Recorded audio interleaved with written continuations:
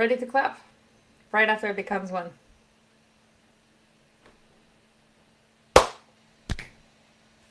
Super. Hello, everyone, and welcome to another episode of Go Time.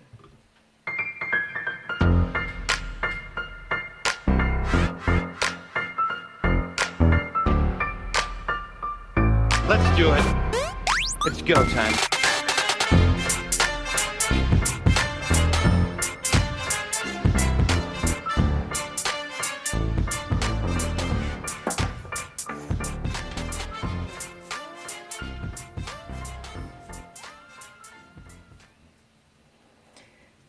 Good time of the day is my new favorite greeting to anybody who is listening at any time of the day. And today we are here to talk about dependency managers. And I am here with my co-host Johnny. Hi, Johnny. Hello, how are you? Good. How are you? I am good, but I'm sure I'm not as tired as you must be. You just got done finishing hosting GopherCon EU. How did it go this year? Wonderful. Nice. But I am tired, you're right. And we are here joined today by Baruch Sadogursky. Hi, Baruch. How are you doing? Hello, I'm very excited to be on this podcast because, because it's an awesome podcast with awesome hosts, and I'm a little bit bummed I missed you this year, but we already made set up a date to be there next year. I hope.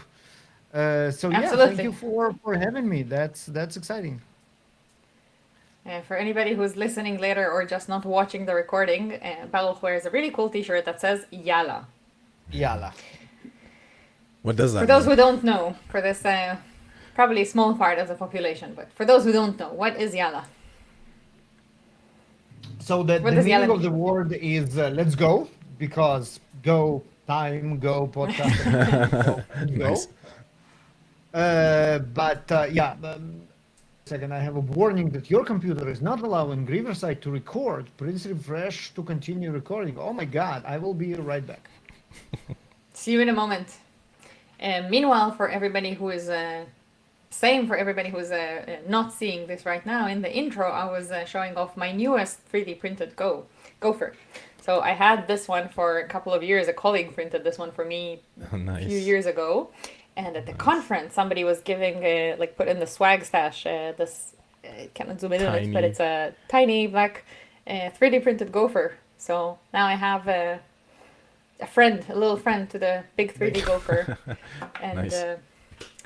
it's a great addition to this collection of gophers that's Yeah, hanging Around. out back there. Yeah. They're like I have to say I did not come to this conference knowing what all the swag is. I did not expect to have a new gopher, and that is such a pleasant surprise. So anonymous person who brought those meaty 3D printed, thank you. It's really cool. that is pretty cool. I keep seeing like 3D printed things and projects on Twitter from other friends and whatnot. I'm like, I'm feeling a little bit of FOMO. Like, do I really? Do I want a 3D printer? I don't know. Can I print my own gophers at home? You can. Yeah, but I don't want to. I can just ask for some, right? I'm like, hey, friend, can you print me some gophers? Right? Or even go to some maker's lab and just rent time on a printer. That's true. I don't have to Okay. buy it, do I? Like a So then, mainframe, yeah, not computer, but some sort of. mainframe printer. You just put in your project and just hit go. You share time on that machine. Right. Yeah. Yeah, GopherCon Europe was lots of fun. It was 4 days, and the first day was a social day. And the first activity of the social day was going to tours around Berlin. So we had 2 tours, and it was kind of fun. Because you go to a Nice. conference and you know maybe the few people that came with you, but you don't know most of the attendees, and kind of you show Right. up at this tour together, and then you walk Berlin for a couple of hours, and then by then you're good friends. Nice. Yeah, and then we had the contributors summit in the afternoon of that Okay, day. So that I'm was so sorry. several. I'm Hello, so sorry Baruch, about you are that. Let's back. try it again. Hooray! Okay, now it looks like it's recording, although I won't know until this error pops up again. But hey, I mean, let's try it again. So yeah, Yalla, let's go because go time, and but also it's the name of our conference, the conference that JFrog organizes, a community DevOps conference in Israel. So yeah, So Yalla is the name of the conference. yeah, Yalla DevOps actually. Yalla DevOps. Mm-hmm. Cool. Which is a very cool name. It is. It is. I see 0% uploaded for you. So I'm sorry everybody for Well, the technical we'll details. save It will it. be Yeah. it will be out in the editing, but we want to make sure that this is working. So I'm going to ask you questions about settings and configurations because that's what we do at DevOps Baruch, right? Yeah, So I because see DevOps. Exactly. I see here some instructions that say in order to record correctly, make No, sure that's that fine. That's okay. That's all done. you have That's all done. indeed selected the roadcaster input. Yes. Yep. Yep. Okay. This is all done. That's just like the quality of the microphone. It's all done. That's not this problem. And actually, it worked previously, so I'm not sure. Oh, here we go. Uploaded 99%. We're Uploaded, good. yeah. Yay! Configurations. Yay! I didn't do anything. So DevOps. Wait long enough and the problem is being solved. Exactly. Just kind of the strategy of Germany and all sorts of things, of German politicians at the very Yeah, least. that's true. If you wait long enough, it's probably going away. Yep. Okay, so we chatted quickly about the contributor summit while we were missing you, but now we are here to talk about dependency managers. Yes. And before we jump into that topic, Baruch, would you like to introduce yourself to the crowd? Yes. So I hate dependency managers with passion for the last, I would say, at least 15 years. That's kind of the relevant context. I've been developer advocate with JFrog for I think 11 years by now. Before that, working as a Java developer, senior developer, whatever it was, architect. Yeah, so we started in a previous company, the consultancy company. We were mostly doing the build CI CD. There was no CD back then, but build and CI parts of a lot of projects, trying new techniques with builds and dependency managers to make it reliable. One of those tools was what later became JFrog Artifactory, and this is how we got into dependency managers in general and JFrog in particular, and the rest is history. My dream is to eventually sit down and write a talk about how terrible every dependency management manager on the surface of Earth is. Okay. I'm looking forward to that talk. Please tell me what conference I will join. Yep, that will be everywhere. Once I write it, I will go and preach about how terrible they are to everybody. And the most annoying thing is there is no solution really, and we can talk about that why it is the issue. We can talk about it later. And by the way, Johnny, thank you for wearing this T-shirt. I love it. Yeah, that's actually There you go. a The JFrog, frog, a JFrog yes, the T-shirt. frog That and that is completely coincidental. That was not planned at all. Okay. It really wasn't. Yeah. Yeah, but I am It's just because the t-shirts are indeed cool every year. they are pretty Very cool. true. They are. I am interested in sort of, obviously this is a sort of space you're very familiar with. I come from basically a long history of using various dependency managers, for various languages, and yeah, none of them are really perfect, right? Nor do I ever expect them to be, right? But each one has different pain points. Each one has things they do well, and some things they could, certainly improve. And but I'm curious, because you have sort of that broad view of a lot of them, right? What have you seen that sort of is the common thing that they all don't get quite right? Right. So, and I will quote Sam Boyer a lot, and you obviously know Sam. I hope you hosted him on your podcast, and if you Oh, we didn't, you have. should. And Yep. if you did, you should do it again. Uh, Sam is amazing, and basically he summarized all the problems with the dependency management perfectly when he said that dependency management look like a computing problem, and we try to solve it as a computing problem, but it's actually people problem. Like it's the problem, the biggest problem with dependency management is there is no way to solve it using just using the math, the algorithm, the computer science, because it always clashes with how humans behave, your expectations, what do you do, how do you do it. And by that, the simplest example will be you know what, stuff like backwards compatibility, binary compatibility. And you say, well, that's a solved problem. We have semantic versioning that solves it. It has guarantees which levels of versioning should work, which like with others. And you say, well, it's a major version. It will break backwards compatibility. But if it's a patch, it shouldn't. Right? And then you code it in a way that your dependency manager will know how to look for a new version or not look for a new version, etc. But then it actually breaks very quickly when those guarantees are not fulfilled by the people who apply the versioning to their tools. And this will always be something that is human driven. People will decide which compatibility their software breaks or not, and they will make mistakes. But from when you look at the algorithm side of things, it doesn't know about those mistakes, right? So you say, well, I can always rely on the fact that the patch level update upgrade will work great because of backwards compatibility, but it's not because someone made a mistake. Mm-hmm.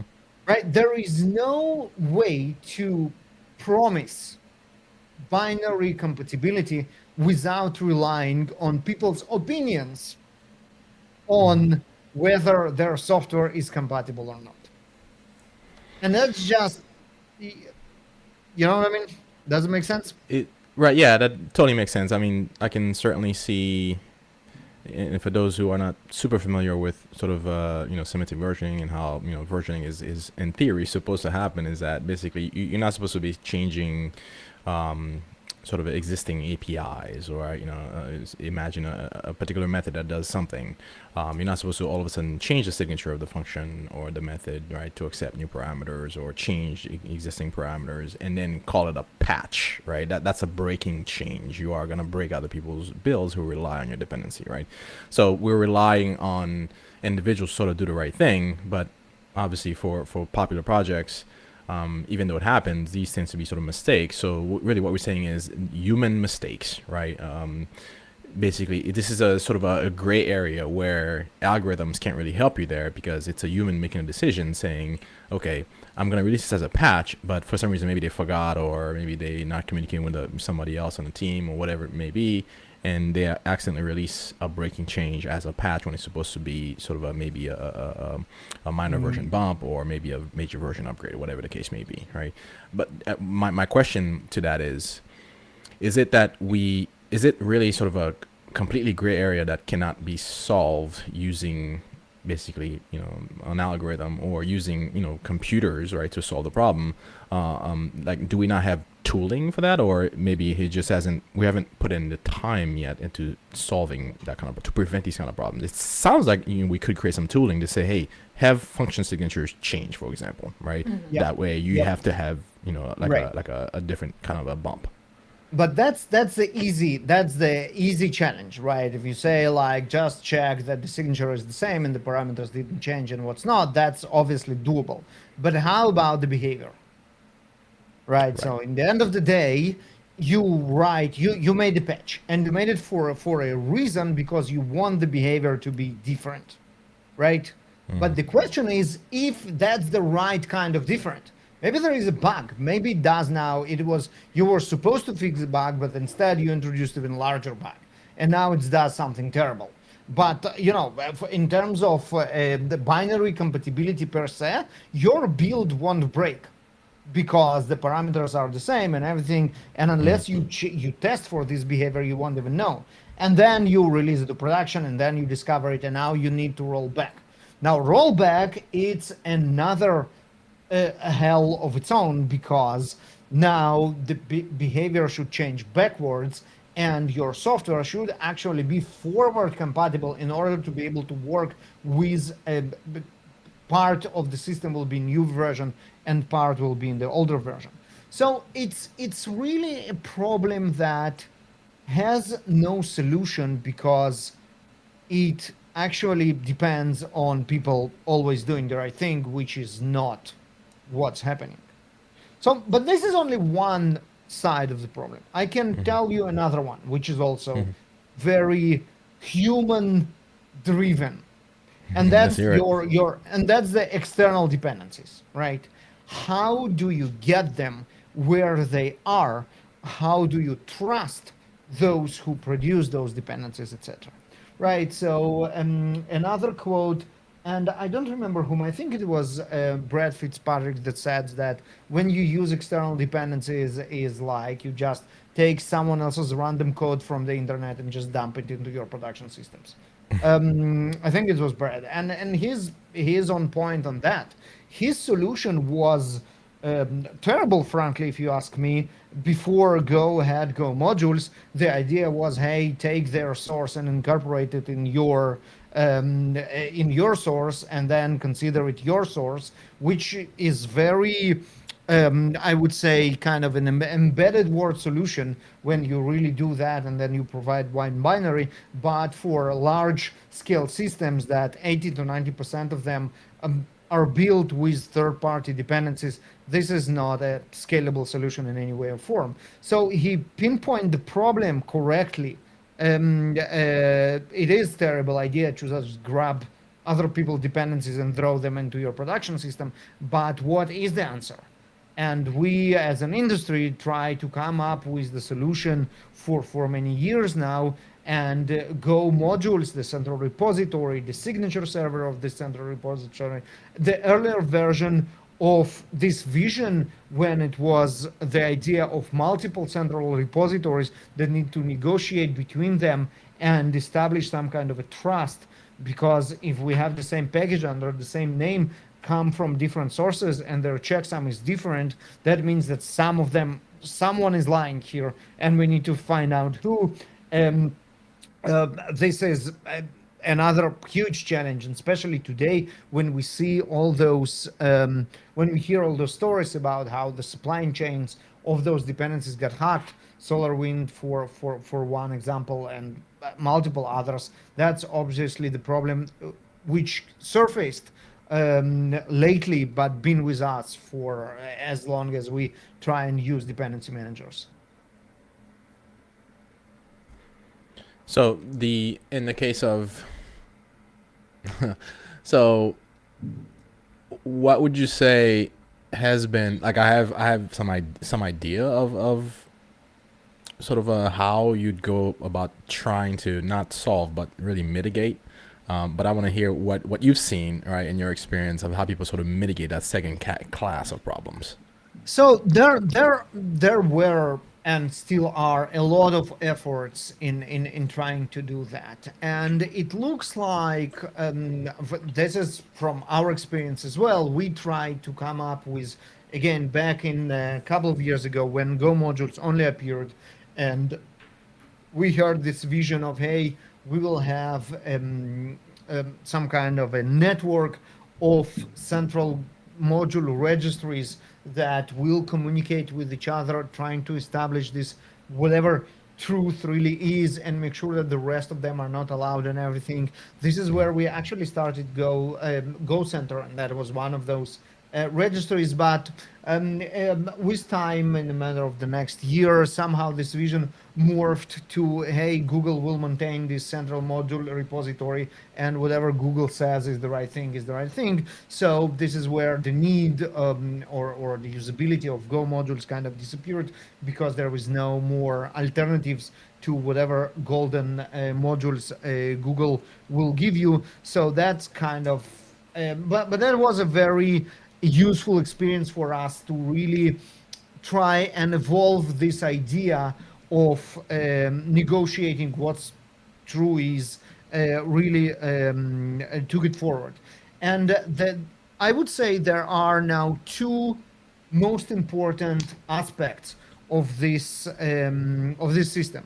The first is, how do we know which module is the right module? In terms of, hey, I have two of them, they named the same, they have the same version, but their checksum is different. Which one of them is lying and which one of them is authentic? That's the first one. And the second is chain of custody of those modules that we decided they are the right ones, right? So I decided this module is authentic, and we can talk in a second why.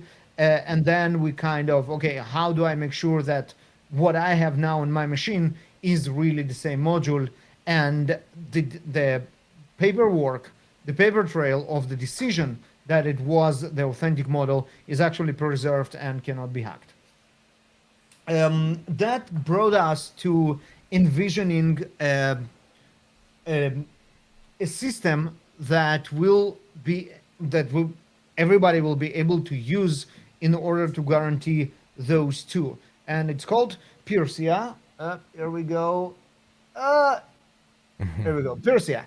And actually, Pirsia, that's an interesting story of the name. It's actually a system that ancient Greeks used to convey messages with flames between each other. So this is why you have the torch here. Here we go. The idea is decentralized P2P network that will provide a consensus of what modules are authentic, and then make sure that they cannot be tampered with some kind of blockchain-backed ledger. I know that we lost 2/3 of the audience right now after I mentioned blockchain, but whoever stayed, you did the right thing. It has nothing to do with the cryptocurrency or Web 3.0.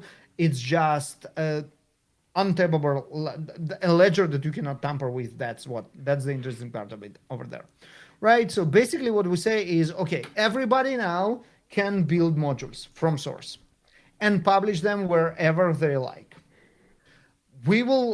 The system will communicate and decide if that's the golden build by comparing it to the build that the producer, the original producer of this module creates, right? So let's say I have a library now that I want to publish, and I create a build that, because it's my library, I know is the right build.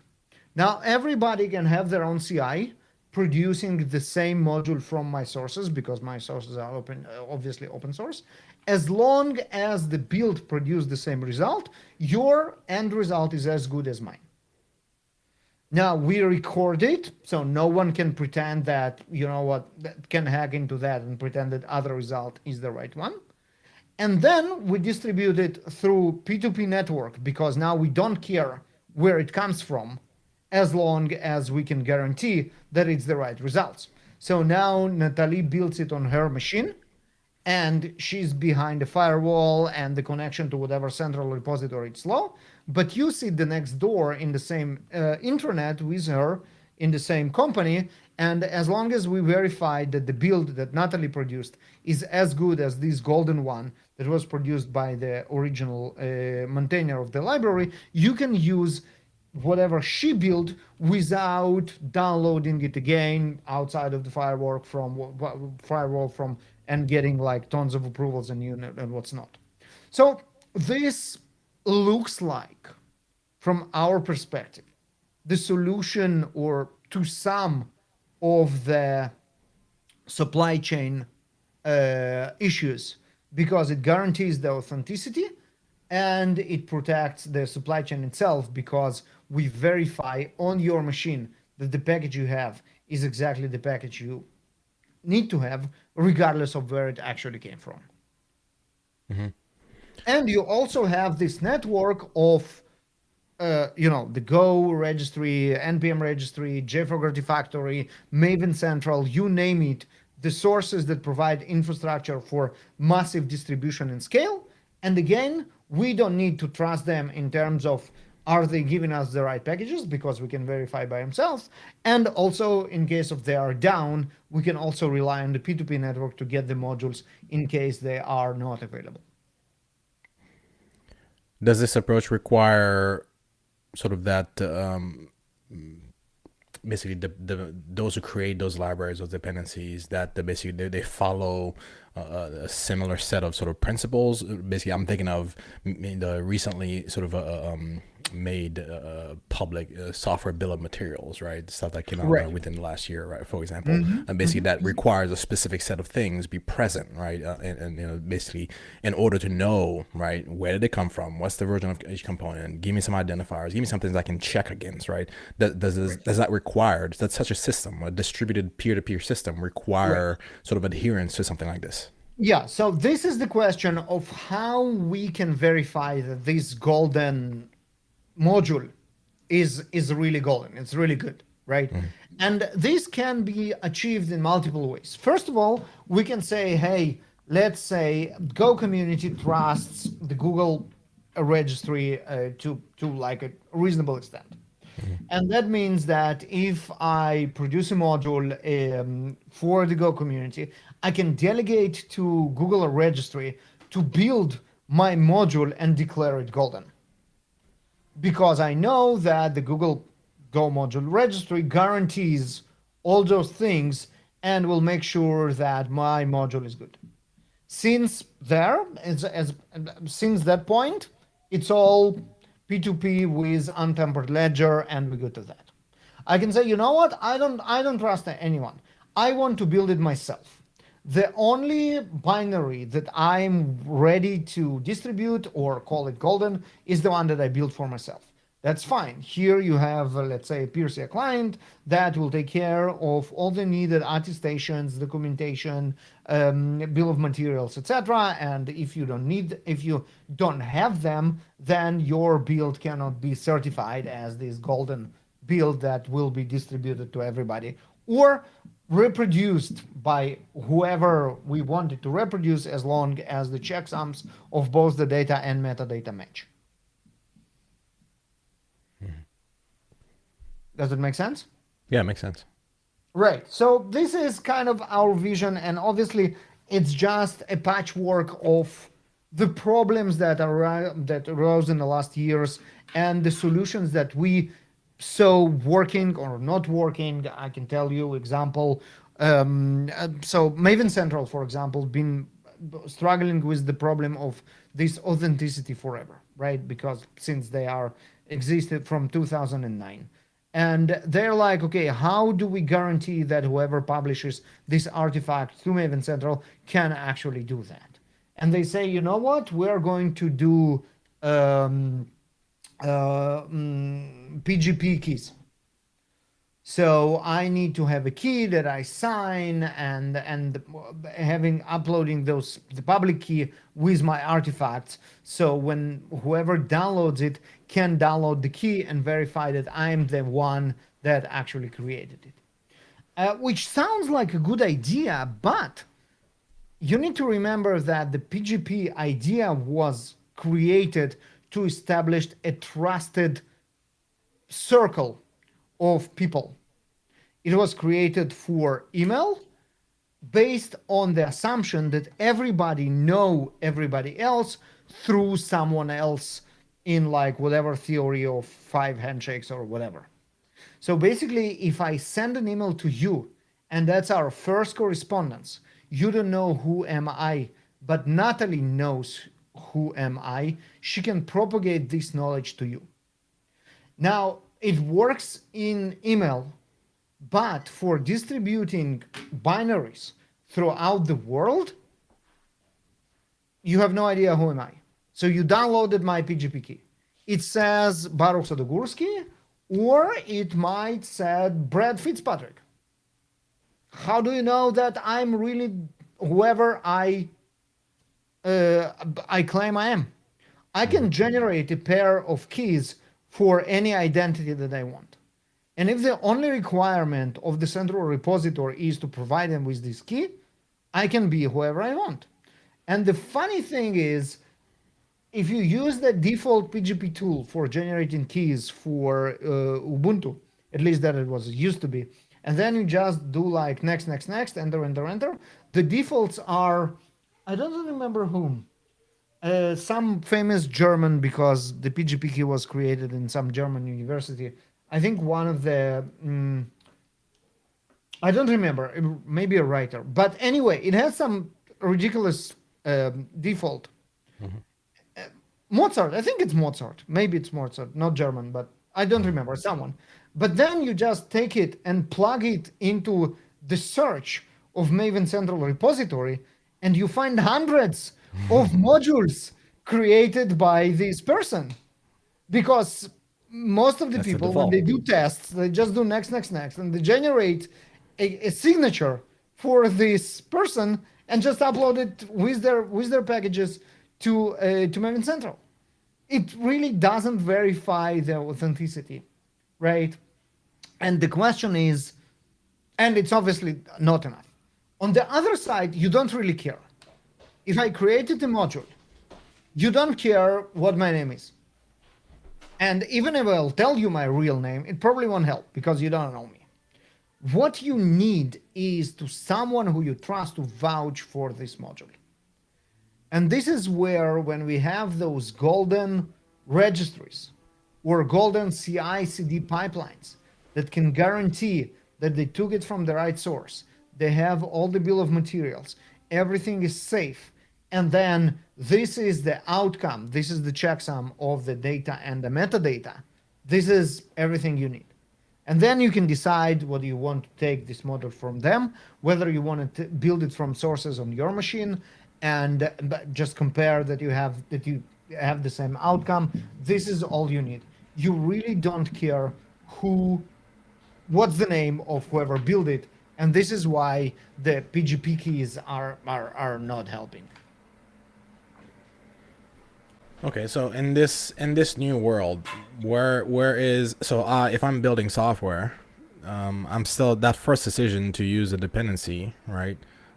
I'm still making that choice, right? So if I go on GitHub, Bitbucket, wherever you, and I'm looking for a library that does X, then that job of identifying a library and deciding to trust it, right? Maybe I'll read through the source codes, making sure it's doing what it says it's doing, right? That first job, right, is not obviated by this new system. And here we are back to the problems that cannot be solved by computer science, right? And there are a bunch of them, right? We just getting started. We work on a set of problems which is solvable. Those are the long-hanging fruits. How about the problem that the project is hijacked by, you remember probably the story, there was a popular project that the maintainer kind of stepped away and let their domain expire. And then someone purchased the domain, tied it to their email address, obviously created a working email, restored the password for whatever NPM registry, and was able to upload a new version with malicious code. There is no solution. Literally, there is no solution. It's a people problem that if we declare that we can solve it with computer science, we lie to ourselves. And this is one of the reasons why all the dependency managers suck, because every developer of dependency management promises themselves and everybody else that they are going to solve those problems using computer science, and it's impossible.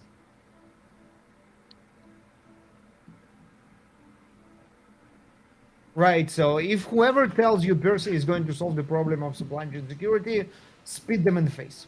They're lying. So a question from the crowd, from the GoTime Slack channel. Somebody is asking that, or whether binary compatibility decisions are different among organizations. And Louis San Martin, who's writing this, is saying that at work they have the situation that they know what is a good code and reference a code and so on, but so they don't reinvent those patterns every time. But for things like Terraform, he is not familiar with any. So would something like an RFC help to things like binary compatibility decisions and so on? I'm not sure I understood, frankly. So it's jumping back to the beginning of the Yeah, conversation. no, I understand what he refers to. I don't understand the question. If there is something like good usage patterns and like good style and recommended whatever RFC equivalent will be for things like binary compatibility decisions specifically. Yeah, so I think again, if we look for standards, something codified, I would say that semantic versioning is actually a very, very good system to guarantee backwards compatibility, right? But again, with a twist, obviously, and the twist is humans. And the idea is that hey, we can rely on whatever version of patch version to be binary compatible, and minor version be API public API compatible, and then minor not compatible to anything, and that actually works for should work for everything until we hit the problem that hey, someone did incompatible things and called it a patch. Mm-hmm. And for that, frankly, I'm not aware of any possible solution at all. Unless I'm missing something obvious in the last 15 years, I don't see any way on how you can solve it. How you can prevent humans from breaking the guarantees that we build our machine systems upon. Another feedback about the recent. That's a sad episode. That's a really sad episode. Sorry about that. Maybe like it will everything inspire somebody sucks. for something. Yeah. Social engineering, but for packages. I mean, social engineering is malicious, but even like honest mistakes, right? I mean, let's not go and assume the worst, but even if we assume the best in people, people make mistakes, and there is no easy way to catch them always, and this is why we have bugs, and that's fine. But we have a system that envisions no bugs, and that cannot work.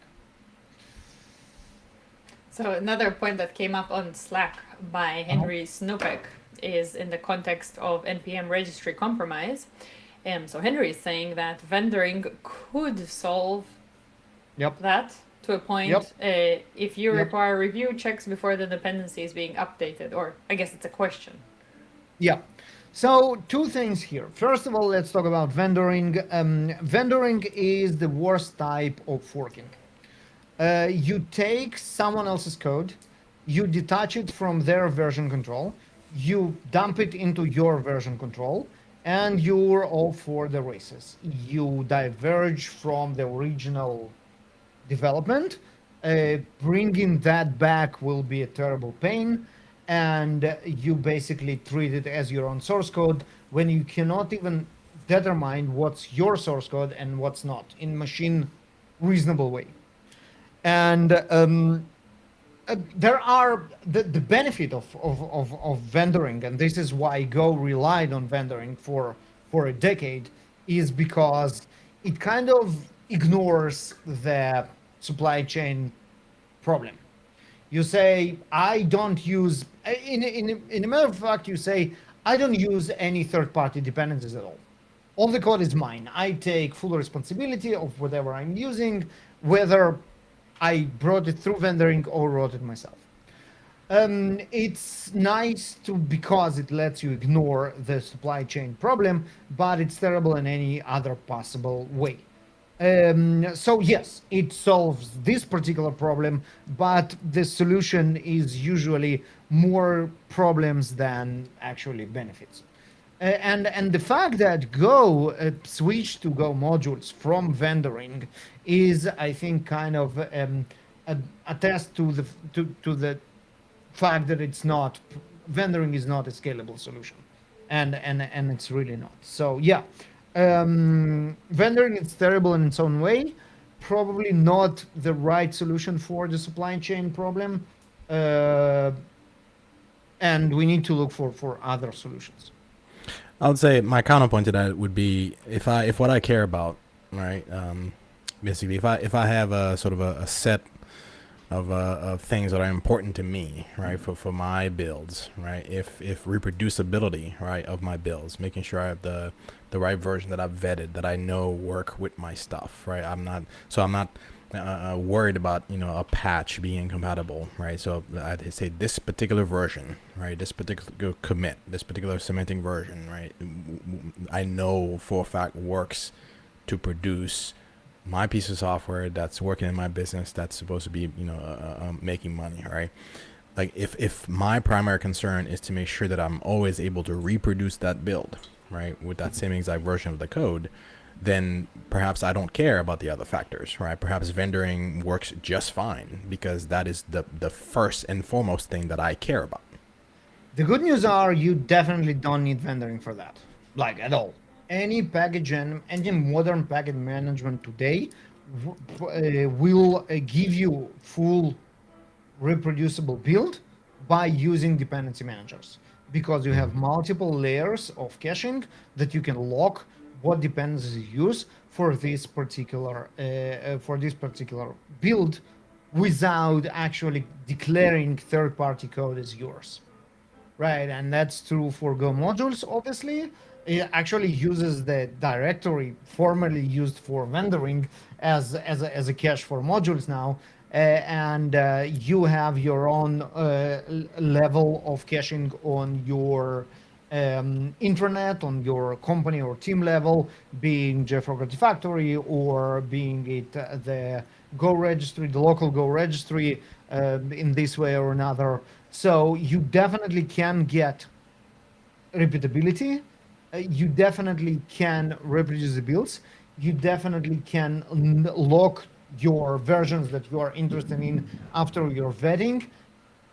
Using modules or any dependency manager do not mean getting out there and grabbing the latest, the freshest dependency and dumping it in your build. No, it actually means doing the upgrades in the most convenient way on your terms. And your terms should differ based on your risk sensitivity in this particular scenario. If you just have a script that does something for testing or whatever, you can say, you know what, I don't care. I can download the latest version and just try to run with it. Worst case, it just fails.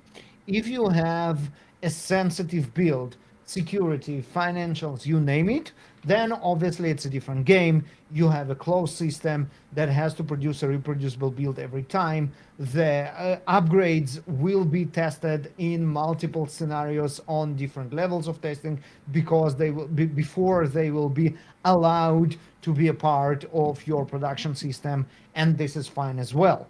But when you use a modular build system like Go modules, you can automate that and build a pipeline that will take a new version, not throwing it to production immediately in the next build, but getting it into this pipeline of verifications that can be completely automated, manual, half and half, whatever works for you, and only that propagated to be an official dependency, so you get all the benefits of vendoring without the downsides of declaring every third-party source code is yours. Mm-hmm.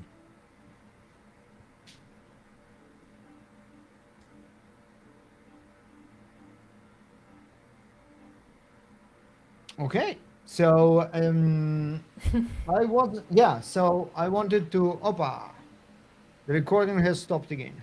Okay, I'm trying to refresh again. Oh, fun. Hopefully Riverside is able to stitch together these Yeah. multiple recordings. Yeah, I think it should be good. Henry, meanwhile, responded with a thank you to his response and Yeah. saying it has been a positive Okay. multi-opinionated. So we were saying, Henry said, thank you for your response, Baruch. And I am proposing we will jump to the fun part of the show of an Oh. unpopular opinion. All right.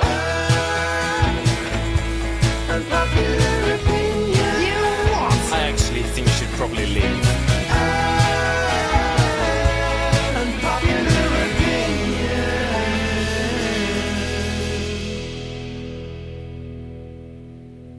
So I wonder if most of the thoughts you were sharing about will be ending up popular and unpopular, but I also wonder if you have an unpopular opinion for us that is on any topic if you want. Could be Yes, dependency we managers, spoke could for be the anything last- else. Yeah, we spoke for the last 45 minutes about that was one huge unpopular opinion. And I will just summarize it for to put it up to the vote and all the dependency managements in the world. Dependency management was sent to us from hell to make our lives miserable. All right. So any opinion, any unpopular opinion goes through the vote on the Twitters. So we will soon find out what does the crowd think. Okay, I'm going to turn on my Twitter bot for farm right now. That because of my Twitter bot farm, that's why Elon Musk didn't buy Twitter. Because they didn't manage to find it yet, and they know there are a lot of bots there that know who own them, and that's me. And you operate them all with DevOps. Of course. CI/CD pipeline for your bots. Oh yeah. Built with another package manager that sent for us from hell to make us all miserable. Yep. All right. Well, I will say thank you very much to everybody who participated on Slack. It's fun when the crowd participates. And I will say, Baruch, thank you. A very big thank you for joining and sharing your thoughts. That was definitely interesting to hear. Johnny, thank you for asking practically all the questions in this episode. You rock. Yeah, I was definitely interested in some fresh thinking, and well, definitely called out a few of the pain points that I've definitely felt, and over the course of my career, and it's interesting to know that there's some new thinking being applied, right, to these problems. It doesn't solve all of our problems. There are some human aspects that, as you mentioned, that are still unavoidable, but things like basically how the software bill of materials are leveraged, how we can sort of use a P2P network for authenticity and verifications and things like that these are really some new things that are gonna have hopefully some positive impact on this dependency problem from hell, as you say. Yeah, I really hope so, and we are learning and getting better step by step, but yeah, what we need to keep in mind that we cannot solve everything with computer science because humans. Right. Well, thank you everyone again for joining. Awesome. Thank